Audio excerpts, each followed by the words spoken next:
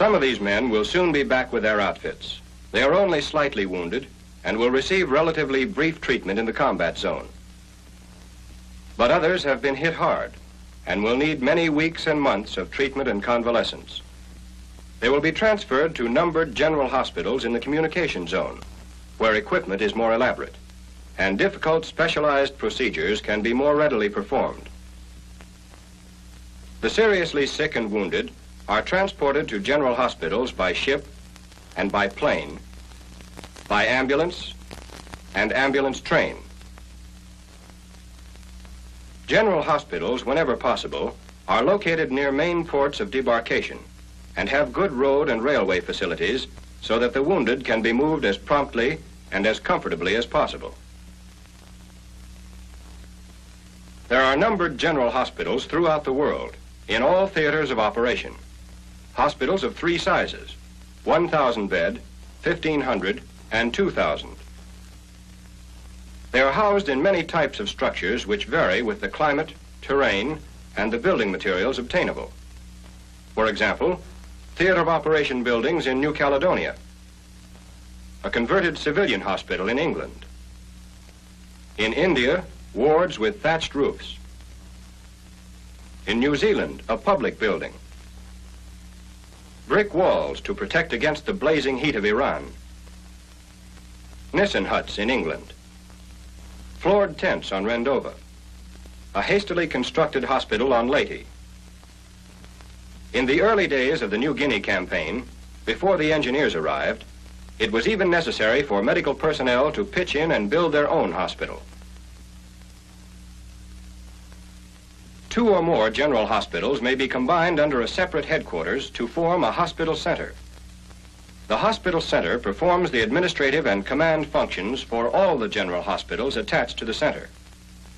This pooling of resources results in economy of personnel, facilities, and overhead. For example, the center headquarters may act as a single receiving and evacuation section for the several general hospitals comprising the center. In this way, duplication is avoided. Another advantage of this pooling lies in the opportunities for specialization. Individual general hospitals attached to the center may be assigned to treat specific types of injuries or diseases. And this, too, makes for both economy and medical efficiency. The general hospitals are usually situated fairly close to the hospital center.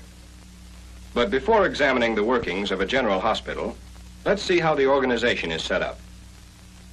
Attached to the hospital center are from 2 to 10 general hospitals. Each general hospital has 2 groups of services, one administrative and the other professional. The administrative group consists of 5 departments: personnel, registrar, mess, supply, and utilities. The professional group also consists of 5 services: surgical, medical, dental, X-ray, and laboratory. Various auxiliary teams like laundry, refrigeration, and postal may be attached to the hospital to perform special tasks. Such teams are assigned only when the services they perform cannot be supplied by other nearby organizations. Well, the patients have been evacuated from the combat area and are now ready to enter a numbered general hospital. Incidentally, those men exercising in the background are not patients. They are corpsmen going through the conditioning phase of a training course. The medical department requires an efficient and thoroughly trained group of officers and enlisted personnel to tend to the needs of the sick and the wounded. The patients will now be admitted to the hospital at the receiving and disposition section. It's one of the few occasions when they will have any direct contact with a branch of the administrative service. But the professional services, on the other hand, are involved in their day-to-day existence, their treatment and recovery. Let's take a look at the way the professional services operate. First, surgery. In the general hospital, surgical procedures are usually more difficult and complex than those in the field, evacuation, or station hospitals. Therefore, the serious cases are transferred to the general hospital, where the facilities for treatment are more elaborate. The surgical service is made up of various sections: general surgery, orthopedics, eye, ear, nose, and throat, septic surgery, urology, and neurosurgery. A thoracic section exists in 2,000-bed hospitals only. The chief of the entire service not only performs surgery himself, but acts as consultant to the entire hospital in all matters pertaining to surgery. Each surgical section is headed by a medical corps officer who may act as consultant when authority has been delegated to him by the chief of the surgical service. He assigns each case to the appropriate surgical ward and is responsible for all operative procedures. Surgical teams are sometimes called in to augment the regular personnel. These teams consist of a surgeon, an assistant, an anesthetist, and 3 enlisted technicians. After the operation, patients are assigned to the appropriate wards. For example, some orthopedic patients may require the use of elaborate traction apparatus. It goes without saying that the sympathy and professional skill of the nursing staff play a large part in the process of recovery. Other patients may be assigned to general wards corresponding to the various sections in the surgical service. Post-operative treatment is also given in the various clinics, like eye, ear, nose, and throat. This patient has lost an eye and is being fitted with a substitute. The new eye is going to make a great difference, both in his appearance and in his state of mind.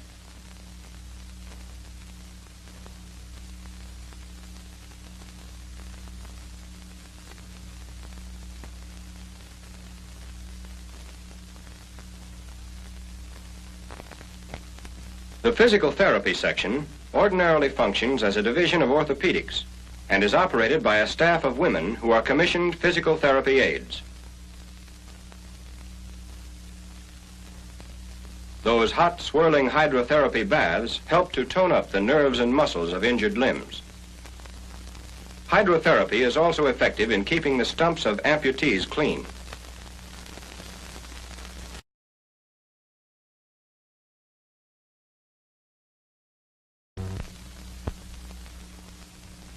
Now for the medical service. In general, its functions are the same as those in the station hospital. It's organized in various sections, like general medicine, communicable disease, gastrointestinal, cardiovascular, and so on. The dental service is charged with all dental procedures, including X-ray, laboratory work, and the keeping of dental records. Among the specialists on the dental staff are a prosthodontist and an oral surgeon. They are assisted by several enlisted technicians. A fourth service is X-ray. In addition to handling X-ray work both in the department itself and in the wards, it is charged with fluoroscopy and the location of foreign bodies. Also, all processing and interpretation of films. The laboratory service is composed of 3 sections. 1, clinical, has jurisdiction over all work involving blood counts, pathology, autopsies, and microscopic sections.